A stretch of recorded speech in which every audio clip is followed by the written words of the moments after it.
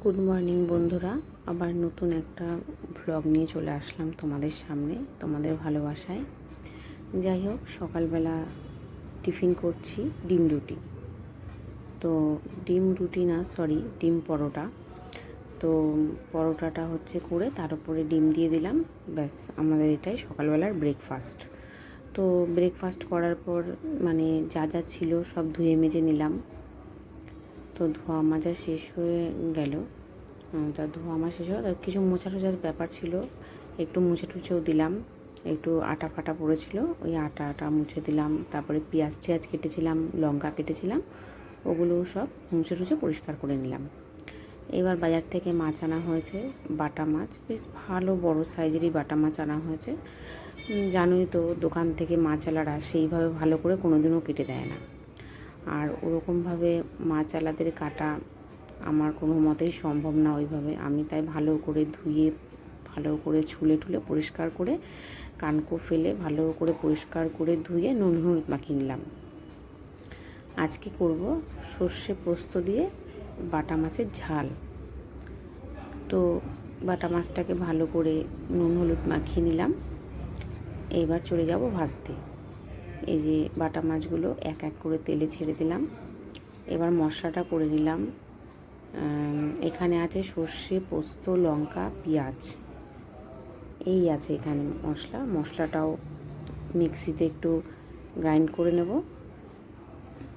তো মশলাটাও আমার অলরেডি গ্রাইন্ড করা হয়ে গেছে, পেস্টটা আমার রেডি। এই যে পেস্টটা একদম পুরোপুরি রেডি হয়ে গেছে। এবার হচ্ছে আমার মাছ ভাজাও মোটামুটি কমপ্লিট, মাছ ভাজাও হয়ে গেছে। এবার তেলের মধ্যে একটু কালো জিরে দিলাম, যেহেতু সর্ষে দিয়ে করছি কালো জিরেটা দেওয়াই যায়। দিয়ে যে সর্ষে পোস্তর এটা ঢেলে দিলাম। ঢেলে দেওয়ার পর তারপরে এই যে তোমার কষানো হয়ে গেলে তারপরে একটু হলুদ দেবো, একটু নুন দেবো, নিয়ে ভালো করে কষাবো যতক্ষণ না তেল ছেড়ে আসবে। তারপরে একটু জল, মশলা ধোয়ার বাটিটা ধুয়ে একটু জলটা দিয়ে দিলাম। তো জল বেশি দেবো না, যেহেতু আমি একটু মানে মাখো মাখো টাইপের করব, তাই জলটা আমি একটু কমই দিয়েছি, মাছগুলো সিদ্ধ হওয়ার মতন আর কি। তো এই যে মাছ দিয়ে দিলাম। মাছ দেওয়ার পরে এই যে মাছটাকে একটুখানি ফুটিয়ে নামিয়ে ফেলবো, তবে আমার মাছের ঝাল কমপ্লিট। তারপরে দেখো বন্ধুরা, ছেলে খুব জামা কাপড় নোংরা করে, তাই ভিজিয়ে দিয়েছি, বলেছি কাচ বসে বসে, তাই ও জামা কাটা কাচাকাচি করে নিল। তারপরে এই যে দুপুরের খাওয়ার পালা। তো ফ্রিজে একটু ডাল পাতুরি ছিল, বেশি কিছু করিনি, ডাল পাতুরিটা ছিল, খালি আমি মাছের ঝালটাই যা করেছি। মাছের ঝালটা দিয়ে আর ডাল পাতুরিটা দিয়েই মোটামুটি খাওয়া আমাদের কমপ্লিট। তো বন্ধুরা, মাছের পোস্ত আর সর্ষে বাটা মাছের ঝালটা খুবই ভালো লেগেছে। তোমরা একদিন ট্রাই করে দেখো, আশা করি ভালো লাগবে। আর আশা করি সবাই মোটামুটি খেয়েছো, তো ভালোই লেগেছে আমার কাছেও। তো বন্ধুরা, তোমরা সবাই ভালো থেকো, সুস্থ থেকো, আর আমাকে অনেক ভালোবাসা দিও।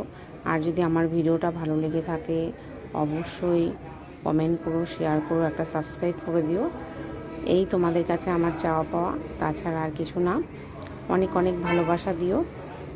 তোমাদের ভালোবাসায় যেন আমি অনেকটা পথ আমি এগিয়ে যেতে পারি। ঠিক আছে বন্ধুরা, যাই হোক, আমার এখন খাওয়া দাওয়া মোটামুটি কমপ্লিট, শেষের পথে। টাটা বন্ধুরা, বাই।